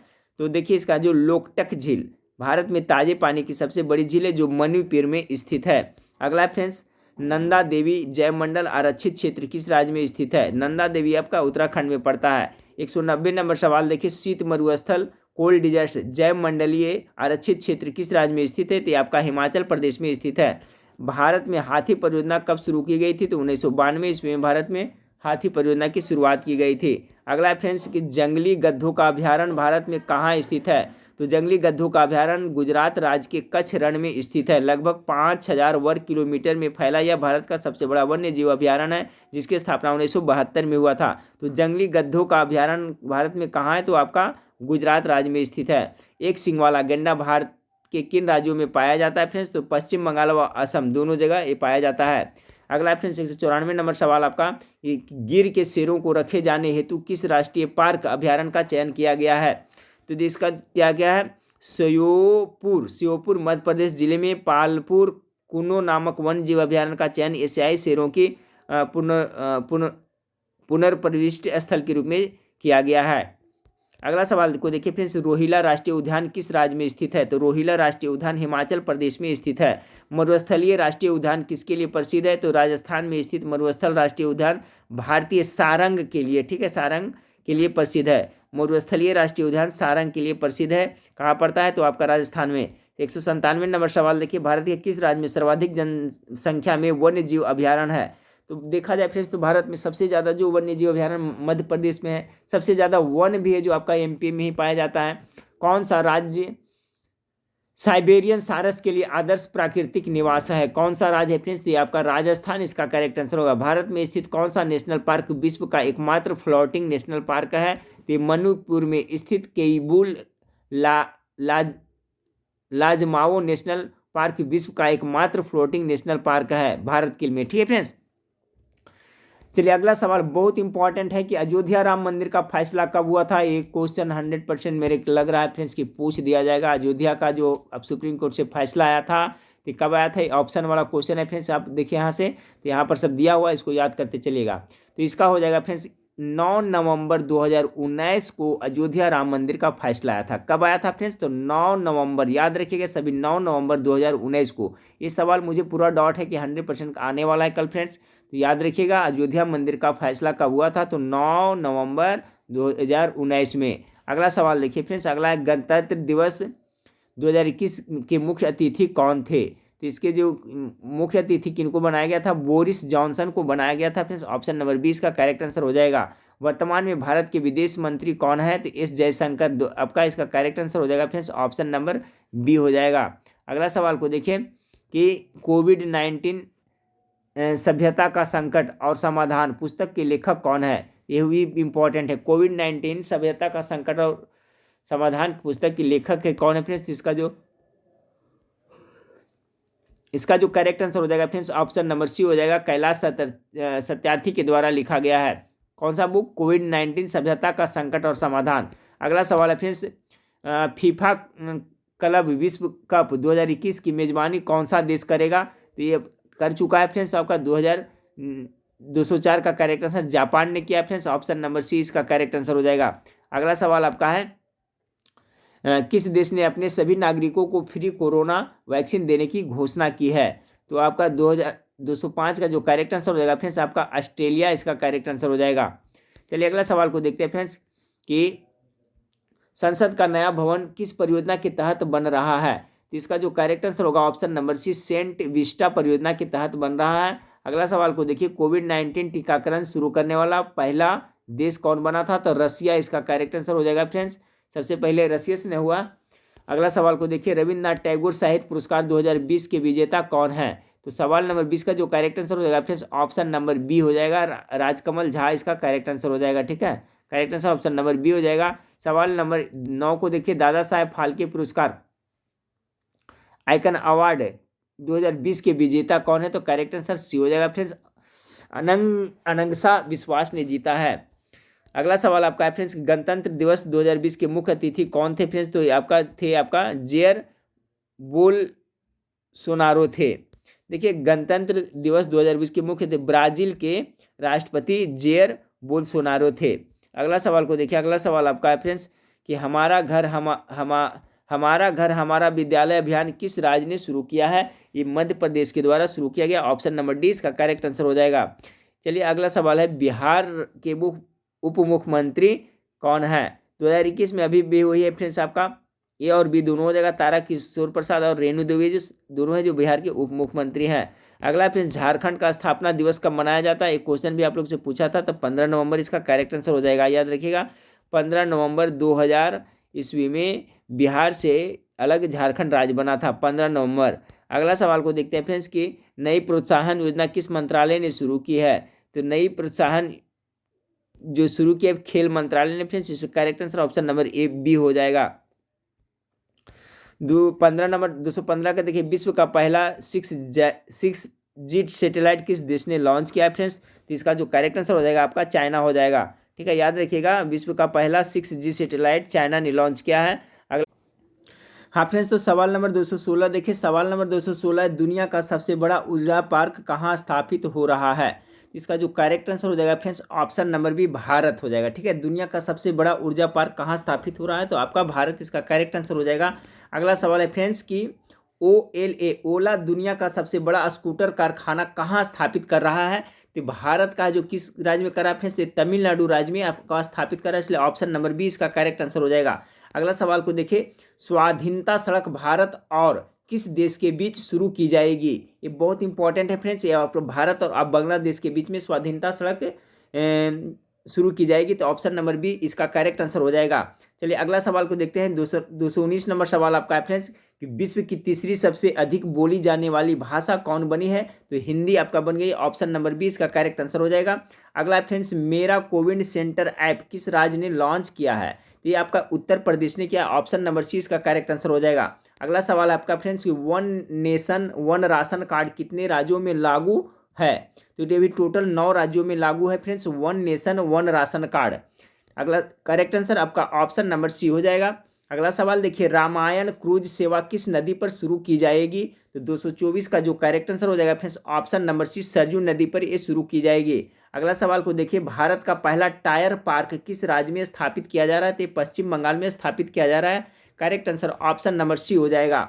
अगला देखिए, कोलकाता पश्चिम बंगाल में भारत का पहला टायर पार्क बनेगा फ्रेंड्स। इसमें बेकार हो चुके टायरों और उसके खराब हिस्सों से बनी कलाकृतियों की प्रदर्शनी लगाई जाएगी।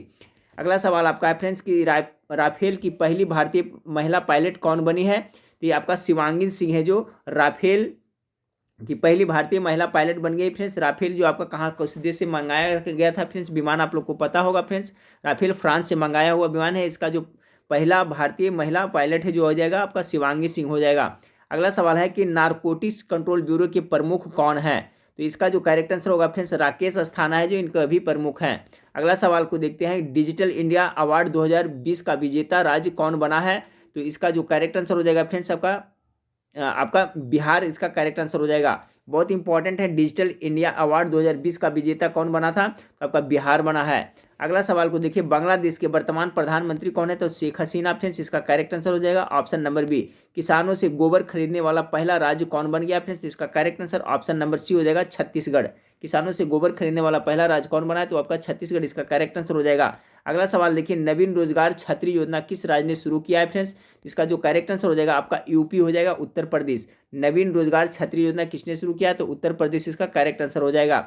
अगला सवाल देखिए, यहाँ से फिर वन लाइनर है फ्रेंड्स कि किस हड़प्पा कालीन स्थल से तांबे की कुल्हाड़ी मानव के साथ कुत्ते दफनाने का साथ मिला है, तो ये रोपड़ से मिला। ठीक है, रोपड़ कहाँ पड़ता है, पंजाब में। ठीक है फ्रेंड्स, रूपनगर पंजाब में पड़ता है, वहाँ से आपका क्या मिला है फ्रेंड्स, तांबे की कुल्हाड़ी मानव के साथ कुत्ते दफनाने के साथ मिला है। ठीक है, अगला फ्रेंड्स, भारत की पहली ई लोक अदालत का आयोजन कहाँ हुआ है, तो छत्तीसगढ़ में सर्वप्रथम है फ्रेंड्स आपका ई लोक अदालत का आयोजन किया गया है। 233 का correct answer option number C हो जाएगा। चलिए अगला सवाल 234 नंबर सवाल है, प्रथम अंतर्राष्ट्रीय न्यायिक सम्मेलन कहाँ आयोजित हुआ है, तो प्रथम अंतर्राष्ट्रीय न्यायिक सम्मेलन का आयोजन आपका नई दिल्ली में किया गया है, इसलिए ऑप्शन नंबर ए इसका करेक्ट आंसर हो जाएगा। देखिए, प्रथम अंतर्राष्ट्रीय न्यायिक सम्मेलन नई दिल्ली में आयोजित हुआ फ्रेंड्स 23 फरवरी 2020 को आयोजित। इस सम्मेलन का विषय न्यायपालिका और बदलती दुनिया था। इंपॉर्टेंट है फ्रेंड्स, ये हो सकता है पूछा जाए कि प्रथम अंतर्राष्ट्रीय न्यायिक सम्मेलन का आयोजन कहाँ हुआ था, तो नई दिल्ली में हुआ था। और इसका जो फ्रेंड्स आपका सम्मेलन का विषय जो तो क्या था, तो न्यायपालिका और बदलती दुनिया। 235 नंबर, किस राज्य ने 18 जून को मास्क दिवस के रूप में आपको मनाया, तो आपका कर्नाटका इसका करेक्ट आंसर हो जाएगा ऑप्शन नंबर सी। अगला सवाल को देखिए फ्रेंड्स, अगला सवाल है देखिए अब ऑनलाइनर है, हड़प्पा कालीन मोहरों का सर्वाधिक प्रचलित आकार कैसा था, तो देखिए वर्गाकार था। अगला सवाल को देखिए, सिंधु घाटी सभ्यता से संबंधित वृषभ मुद्रा किस पुरातात्विक स्थान से प्राप्त हुआ है। इंपॉर्टेंट सवाल है फ्रेंड्स, मोहनजोदड़ो से प्राप्त हुआ। ठीक है, वृषभ मतलब क्या होता है, बैल। तो सिंधु घाटी सभ्यता से संबंधित वृषभ मुद्रा यानी कि कहाँ से प्राप्त हुआ, तो मोहनजोदड़ो जो आपका पाकिस्तान में सिंधु नदी के किनारे अवस्थित है, ये भी याद रखिएगा। हड़प्पा काल की मुद्राओं के निर्माण में मुख्यतः किस पदार्थ का उपयोग किया गया है फ्रेंड्स, तो देखिए ये बहुत ज़्यादा इंपॉर्टेंट है। हड़प्पा काल के जो भी मुद्राओं या मोहर बना है फ्रेंड्स उसमें सेल खड़ी का उपयोग किया गया, इसलिए याद रखिएगा सेल खड़ी। अगला है फ्रेंड्स आपका लघु हड़प्पा किसे कहा जाता है, तो लोथल को। देखिए लोथल को लघु हड़प्पा भी कहा जाता है, जो कि गुजरात में भोगवा नदी के किनारे स्थित है। यह एक बंदरगाह है। अगला है फ्रेंड्स आपका कि किस हड़प्पा कालीन स्थल से वृत्ताकार तथा चौकोर अग्नि वेदिका, हाथी दांत, चावल व बाजरे पर 2 मुंह राक्षस का अंकन, फारस की मुहर तथा चालाक लोमड़ी का चिन्ह प्राप्त हुआ है, तो ये सभी है जो लोथल से प्राप्त हुआ है। अगला सवाल देखिए फ्रेंड्स, जूते हुए खेत का साक्ष्य, हो सकता है कल पूछ दिया जाए फ्रेंड्स, जूते हुए खेत का साक्ष्य, अग्नि व हवन कुंड, चूड़ियों का साक्ष्य हड़प्पा के किस स्थान से प्राप्त हुआ है, तो ये सभी राजस्थान के कालीबंगा से प्राप्त हुआ है। अगला सवाल को देखिए फ्रेंड्स, अगला सवाल आपका है कि किस हड़प्पा कालीन स्थान से मिट्टी का हल सड़कों पर बैलगाड़ी के पहिए के साथ तथा जो कि साक्ष्य प्राप्त हुए हैं, ये सभी है जो फ्रेंड्स बनावली हरियाणा से प्राप्त हुए हैं। ठीक है, किस हड़प्पा कालीन स्थान से मिट्टी का हल सड़कों पर बैलगाड़ी के पहिए के साथ तथा जो के साक्ष्य प्राप्त हुए, तो हरियाणा के बनवाली से प्राप्त हुए हैं। 319 नंबर सवाल को देखिए फ्रेंड्स, किस हड़प्पा कालीन स्थान से कच्ची ईंट के दुर्ग धान की भूसी का साक्ष्य प्राप्त हुआ है, तो रंगपुर गुजरात से प्राप्त हुआ है। अगला है फ्रेंड्स आपका कि अफ्रीका महाद्वीप, देखिए बीच में लगता है यहाँ पर नंबरिंग में थोड़ा सा गलती हो गया था। ठीक है फ्रेंड्स, यहाँ पर देखिए, यहाँ पर आपका था 342 था ना, यहाँ पर 343 होना चाहिए था, 300 नहीं फ्रेंड्स, 243 होना चाहिए। ठीक है फ्रेंड्स, देखिए यहाँ पर है जो नंबरिंग में थोड़ा मिस्टेक हुआ, चलिए खैर कोई बात नहीं फ्रेंड्स, पढ़ने से मतलब है। तो यहाँ पर देखिए हो गया था, यहाँ पर फ्रेंड्स आपका, यहाँ हम लोग देख लिए जूते हुए खेत का साक्ष्य अग्नि हवन कुंड चूड़िया का साक्ष्य हड़प्पा के किस स्थान से प्राप्त हुआ है, तो कालीबंगा राजस्थान से। फ्रेंड्स अगला क्वेश्चन को देखें कि किस हड़प्पा कालीन स्थल से मिट्टी का हल सड़कों पर बैलगाड़ी के पहिए के साथ तथा जो जौ का साक्ष्य प्राप्त हुए थे, बनावली हरियाणा से प्राप्त हुआ है। अगला क्वेश्चन को देखें कि किस हड़प्पा कालीन स्थान से कच्ची ईंट के दुर्ग धान की भूसी साक्ष्य आपका रंगपुर गुजरात से प्राप्त हुआ है। अफ्रीका महाद्वीप का मूल जनजाति कहा जाता है। ठीक है फ्रेंड्स, यहाँ बीच में देखिए आपका 200 से होना चाहिए, तो यहाँ मिस्टेक हो गया था। चलिए, अफ्रीका महाद्वीप के मूल जनजाति को क्या कहा जाता है, तो पिग्मी कहा जाता है, जो कि कांगो बेसिन नदी घाटी में पाई जाती है। पूछा जा सकता है पिग्मी है जो कहाँ पाया जाता है फ्रेंड्स, तो कांगो बेसिन नदी घाटी में पाई जाती है, अफ्रीका महाद्वीप के मूल जनजाति है।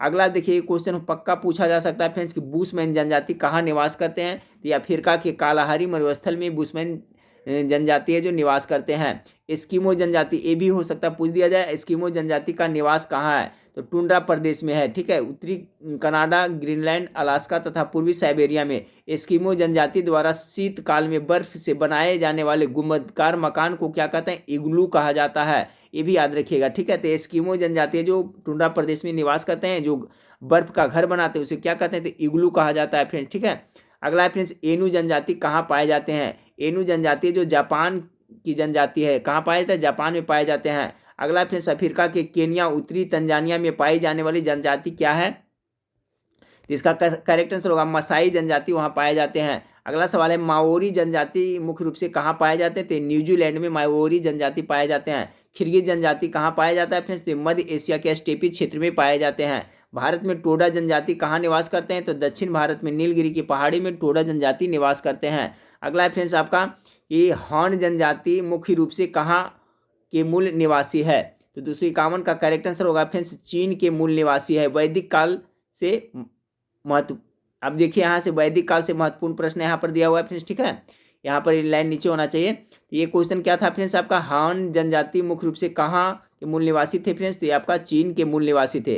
अब वैदिक काल से देखिए महत्वपूर्ण प्रश्न यहाँ पर देख लेते हैं फ्रेंड्स, उपनिषद किस परंपरा पर आधारित है, तो देखिए उपनिषद है जो भारतीय दर्शन परंपरा पर आधारित है। अगला है ऋग्वेद का कौन सा मंडल पूर्णतः सोम देवता को समर्पित है, यहाँ पर सोम देवता होगा फ्रेंड्स, टाइपिंग मिस्टेक हुआ जल्दी में, तो सोम देवता 9वां मंडल है जो आपको सोम देवता को समर्पित है। मोक्ष प्राप्ति के साधन की चर्चा किस वैदिक साहित्य में की गई है, मोक्ष प्राप्ति की साधन की चर्चा उपनिषद में की गई है। अगला आरंभिक वैदिक साहित्य में सर्वाधिक बार वर्णित नदी कौन सा है, तो देखिए सबसे ज्यादा वर्णित सिंधु नदी है। वैदिक काल में गाय को किस नाम से पुकारा जाता था, तो अघन्या, बहुत इंपॉर्टेंट है अघन्या, जिसका वध न हो, तो वैदिक काल में गाय को अघन्या के नाम से पुकारा जाता था। वन व्यवस्था का सर्वप्रथम विवरण हमें कहाँ प्राप्त होता है, ऋग्वेद के 10वें मंडल में वन व्यवस्था का सर्वप्रथम हमको विवरण प्राप्त होता है। 258 वैदिक देवताओं को पुरोहित किसे माना जाता है, तो बृहस्पति को वैदिक देवताओं को पुरोहित माना जाता है। अगला है फ्रेंड्स पुरुष मेघा प्रथा का उल्लेख किस ग्रंथ में मिलता है, तो शतपथ ब्राह्मण में मिलता है। ठीक है, पुरुष मेघा प्रथा का उल्लेख किस ग्रंथ में मिलता है, तो शतपथ ब्राह्मण में मिलता है। अगला सवाल आपका है फ्रेंड्स अध्यात्म ज्ञान से संबंधित नचिकेता और यम का संवाद किस उपनिषद से प्राप्त होता है, तो कठोर उपनिषद से प्राप्त होता है। वैदिक नदी आस्किनी की पहचान किस नदी के रूप में की जाती है फ्रेंड्स, तो आपका चेनाब नदी के रूप में की जाती है। गोत्र शब्द का प्रयोग सर्वप्रथम किस काल में हुआ था, तो ये आपका हुआ था ऋग्वेद काल में हुआ था। 63 नंबर सवाल देखिए 263 ऋग्वेद काल में जनता का विश्वास मुख्य रूप से किसमें था, तो बलि एवं कर्म कांड में था। अगला सवाल है फ्रेंड्स, 10 राज युद्ध का वर्णन ऋग्वेद के कौन से मंडल में मिलते हैं? तो 7वें मंडल में 10 राज युद्ध का वर्णन मिलता है। आयुर्वेद तथा जीवन का विज्ञान का उल्लेख सर्वप्रथम किस वेद में मिलता है? तो ये देखिए सभी मिलता है, जो आपका अथर्ववेद में मिलता है, जिसे जादू टोना वाला वेद भी कहा जाता है। तंत्र मंत्र वशीकरण से संबंधित जो भी है फ्रेंड्स सभी इसी में आपका है, ये तो हो जाएगा अथर्ववेद हो जाएगा। अगला सवाल है, गायत्री मंत्र का उल्लेख किस ग्रंथ में मिलता है? तो ये ऋग्वेद के 3रे मंडल में गायत्री मंत्र का उल्लेख मिलता है। 267 नंबर सवाल है फ्रेंड्स, पूर्व वैदिक आर्यों का सर्वाधिक लोकप्रिय देवता कौन था? तो इंद्र देवता थे, जो आपका पूर्व वैदिक आर्यों का सर्वाधिक लोकप्रिय देवता थे। अगला सवाल आपका है फ्रेंड्स, गायत्री मंत्र की रचना किसने की थी? तो गायत्री मंत्र की रचना जो विश्वामित्र ने की थी। अगला सवाल को देखिए, श्रीमद् भागवत गीता का मूल रूप से किस भाषा में लिखी गई थी? तो ये देखिए मूल रूप से आपका संस्कृत भाषा में लिखी गई थी। अगला सवाल है, ऋग्वेद की मूल लिपि क्या थी? तो ऋग्वेद की जो मूल लिपि है जो फ्रेंड्स आपकी ब्राह्मी लिपि थी। 271 नंबर सवाल है, राजा की उत्पत्ति का सिद्धांत किस ब्राह्मण ग्रंथ में मिलता है? ऐतरेय ब्राह्मण में मिलता है। अगला सवाल है, चरक संहिता नामक पुस्तक किस विषय से संबंधित था? ये चिकित्सा से संबंधित था, चरक संहिता। अगला सवाल को देखिए फ्रेंड्स, वैदिक काल में लंबे समय तक अविवाहित रहने वाली कन्या को क्या कहा जाता था? तो उसे क्या कहा जाता था? अमाजू कहा जाता था। ठीक है फ्रेंड्स, अगला है, इसका PDF मैं टेलीग्राम में डाल देता हूँ फ्रेंड्स, आप लोग रिवीजन कर लीजिएगा। ऋग्वैदिक नदियाँ वितस्ता का आधुनिक नाम क्या है? तो झेलम हो जाएगा। अगला सवाल है, ऋग्वेद में किस नदी को नदी माता व नदियों की माता की संज्ञा दी गई है? तो इसका हो जाएगा सरस्वती। ठीक है, अब देखिए 1857 से संबंधित कुछ प्रश्न है फ्रेंड्स, देख ले विद्रोह से, वो भी देख लें। 1857 की क्रांति सूत्रधार मंगल पांडे किस रेजिमेंट के सिपाही थे? इसका करेक्ट आंसर हो जाएगा फ्रेंड्स 34वें रेजिमेंट के सिपाही थे।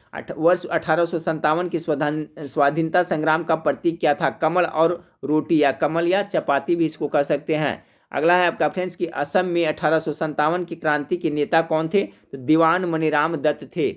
अगला है कि 1857 के विद्रोह के दौरान मुगल बादशाह बहादुर शाह जफर ने किसे अपना सेनापति नियुक्त किया था? तो बख्त खां को नियुक्त किया था। अगला है, वर्ष 1857 के विद्रोह के दमन के पश्चात भारतीय सेना का पुनर्गठन के लिए किस आयोग का गठन किया गया था?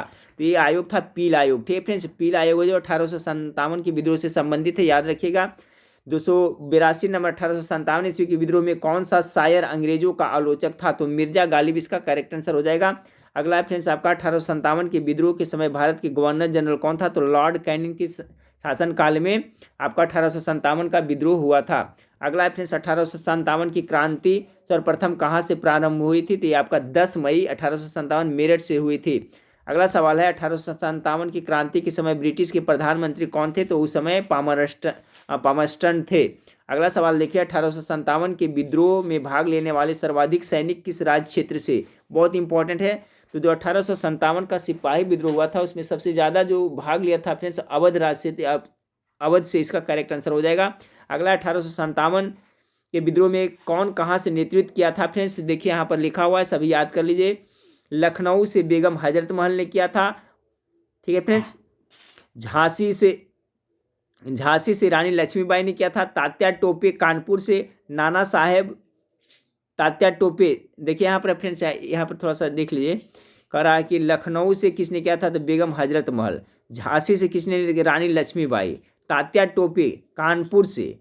ठीक है, तात्या टोपे कहाँ से? कानपुर से। नाना साहेब या तात्या टोपे सैन्य नेतृत्व किए थे। ठीक है, इलाहाबाद से लियाकत अली खान ने अब फैजाबाद से मौलवी अहमदुल्लाह, जगदीशपुर से कुंवर सिंह, बरेली से खान बहादुर खां, फतेहपुर से अजीम उल्ला ने नेतृत्व किया था। अगला है फिर असम में 1857 की क्रांति का नेता कौन थे? तो दीवान मनीराम दत्त थे। अगला सवाल है आपका फ्रेंड्स की 1857 के सिपाही विद्रोह के बारे में तथाकथित प्रथम राष्ट्रीय स्वतंत्रता संग्राम न प्रथम राष्ट्रीय और न ही स्वतंत्रता संग्राम था, यह कथन किसका था? तो RC मजूमदार का था। अगला सवाल को देखिए, किसने कहा था 1857 का विद्रोह एक सुनियोजित राष्ट्रीय स्वतंत्रता संग्राम था या स्वतंत्रता की पहली लड़ाई? तो BD सावरकर ने कहा था। फास्ट करना है फ्रेंड्स क्योंकि सब पहले पढ़ाया हुआ है, एक बार रिवीजन कर लीजिए। किसने कहा 1857 का विद्रोह पूर्णतः सिपाही विद्रोह था? तो सर जॉन लॉरेंस ने कहा था। अगला सवाल को देखिए, किसने कहा 1857 का विद्रोह यह अंग्रेजों के विरुद्ध हिंदू मुसलमानों का षड्यंत्र है, यह कहा था डब्ल्यू टेलर और जेम्स आउंट्रम ने कहा था। चलिए अगला सवाल है, तात्या टोपे का वास्तविक नाम क्या था? तो रामचंद्र पांडुरंग। भारतीय राष्ट्रीय कांग्रेस से संबंधित कुछ प्रश्न यहाँ पर ये भी देख लीजिए फ्रेंड्स। भारतीय राष्ट्रीय कांग्रेस की स्थापना कब तथा किसके शासनकाल में हुआ था? तो भारतीय राष्ट्रीय कांग्रेस की स्थापना देखिए लॉर्ड डफरिन के शासनकाल में 28 दिसंबर 1885 ईस्वी को बम्बई में ए.ओ. ह्यूम के नेतृत्व में भारतीय राष्ट्रीय कांग्रेस की स्थापना हुई थी। यानी इसके संस्थापक कौन थे? ए.ओ. ह्यूम, जिसे हर्मिट ऑफ शिमला भी कहा जाता है। भारतीय राष्ट्रीय कांग्रेस की दूसरी अधिवेशन की अध्यक्षता किसने की थी? तो दूसरी का दादा भाई नौरोजी ने किए थे। भारतीय राष्ट्रीय कांग्रेस के किस अधिवेशन में बाल गंगाधर तिलक ने अभिव्यक्त किया था कि स्वराज मेरा जन्मसिद्ध अधिकार है, इसे मैं लेकर रहूंगा? तो लखनऊ अधिवेशन 1916 में किए थे। अगला है फ्रेंड्स, भारतीय राष्ट्रीय कांग्रेस के प्रथम अध्यक्ष कौन थे? तो डब्ल्यू.सी. बनर्जी प्रथम अध्यक्ष थे। भारतीय राष्ट्रीय कांग्रेस का प्रथम मुस्लिम अध्यक्ष कौन थे? तो जॉर्ज जूले थे, जॉर्ज जूले तो अंग्रेज अध्यक्ष थे फ्रेंड्स। भारतीय राष्ट्रीय कांग्रेस के प्रथम मुस्लिम अध्यक्ष कौन थे? तो बदरुद्दीन तैयबी थे, जो आपका प्रथम मुस्लिम अध्यक्ष थे। भारतीय राष्ट्रीय कांग्रेस का प्रथम अंग्रेज अध्यक्ष कौन से? तो देखिए जॉर्ज जूले थे, जो प्रथम अंग्रेज अध्यक्ष थे। अगला है, भारतीय राष्ट्रीय कांग्रेस की प्रथम महिला अध्यक्ष कौन थे फ्रेंड्स? तो एनी बेसेंट थे। लेकिन पूछे कि भारतीय राष्ट्रीय कांग्रेस के प्रथम भारतीय महिला अध्यक्ष कौन थे? तो सरोजनी नायडू इसका करेक्ट आंसर हो जाएगा। ठीक है, दोनों में आप समझ गए होंगे फ्रेंड्स। सिर्फ पूछेगा अध्यक्ष तो एनी बेसेंट हो जाएगा, लेकिन प्रथम भारतीय महिला अध्यक्ष पूछेगा तो सरोजनी नायडू हो जाएगा। 302 नंबर, किस अधिवेशन में मात्र एक बार महात्मा गांधी ने भारतीय राष्ट्रीय कांग्रेस की अध्यक्षता की थी? तो 1924 के बेलगांव अधिवेशन कर्नाटका में एक बार किए थे। अगला फिर 1938 के भारतीय राष्ट्रीय कांग्रेस के हरिपुरा अधिवेशन का अध्यक्षता किसने किया था? तो सुभाष चंद्र बोस ने किया था। 1939 त्रिपुरी भारतीय राष्ट्रीय कांग्रेस के अधिवेशन के दौरान सुभाष चंद्र बोस द्वारा अध्यक्ष पद से इस्तीफा के बाद किसे अध्यक्ष चुना गया था? तो डॉक्टर राजेंद्र प्रसाद को चुना गया था। ये इंपॉर्टेंट है, देखिए 2 बार ये अध्यक्ष चुने गए थे डॉक्टर सुभाष चंद्र बोस। एक हरिपुरा में चुने गए थे 38 में फ्रेंड्स, और 39 में चुने गए थे त्रिपुरी में। लेकिन मतभेद हो गया था, उसके बाद में सुभाष चंद्र अपने पद से इस्तीफा दे दिया था। जब इस्तीफा दे दिया था तो इसके बाद किसको चुना गया था? डॉक्टर राजेंद्र प्रसाद को। 305 नंबर सवाल है, कांग्रेस की स्थापना के संदर्भ में सेफ्टी बल्ब का सिद्धांत किसके द्वारा दिया गया था? तो लाला लाजपत राय के द्वारा दिया गया था। 306 नंबर सवाल, स्वतंत्रता के समय भारतीय राष्ट्रीय कांग्रेस के अध्यक्ष कौन थे? तो जेबी कृपलानी थे। नेक्स्ट क्वेश्चन को देखिए कि किस अधिवेशन में भारतीय राष्ट्रीय कांग्रेस तथा मुस्लिम लीग के मध्य समझौता हुआ था? तो लखनऊ 1916 अधिवेशन में समझौता हुआ था। अगला सवाल देखिए फ्रेंड्स कि लगातार 6 वर्ष तक भारतीय राष्ट्रीय कांग्रेस के अध्यक्ष कौन थे? तो इनका हो जाएगा मौलाना अबुल कलाम आज़ाद। ठीक है, अब देखिए हड़प्पा सभ्यता के प्रमुख प्रश्न कुछ देख लेते हैं फ्रेंड्स। हड़प्पा सभ्यता संबंधित कि हड़प्पा सभ्यता का सर्वाधिक मान्यता प्राप्त काल है, तो आपका 25 ईस्वी से लेकर के 1750 ईस्वी पूर्व तक। अगला, हड़प्पा सभ्यता की लिपि किस प्रकार की थी? तो भाव चित्रात्मक थी। अगला, हड़प्पा संस्कृति के संदर्भ में शैलकृत स्थापत्य के प्रमाण कहाँ से प्राप्त हुए हैं? इसका जो करेक्ट आंसर हो जाएगा फ्रेंड्स धौलीवारा से, आपका धौलीवारा जो गुजरात में पड़ता है वहाँ से प्राप्त हुआ है। चलिए फ्रेंड्स, तो देखिए इसमें बहुत सारा लगभग कि आपको 300 से ऊपर प्रश्न हम लोग किए हैं फ्रेंड्स। तो इसमें से बहुत सारा प्रश्न आपको एग्जाम में कल देखने को जरूर मिलेगा। 100% इससे प्रश्न आएगा फ्रेंड्स। इसका PDF इसमें थोड़ा सा नंबरिंग में गड़बड़ हो गया है, तो नंबरिंग को मैं सुधार करके आप लोग को टेलीग्राम चैनल पर PDF दे देता हूँ फ्रेंड्स। तब तक आप लोग यूट्यूब में वीडियो देखें, उसके बाद में आधे घंटे में दोनों का PDF बिहार से संबंधित था उसका भी और इसका भी PDF मैं कर देता हूँ। इसका एक रिविजन एक बार इसका जरूर कर लीजिएगा। तो चलिए फ्रेंड्स, नेक्स्ट वीडियो में फिर मिलते हैं। देखने के लिए थैंक यू, धन्यवाद।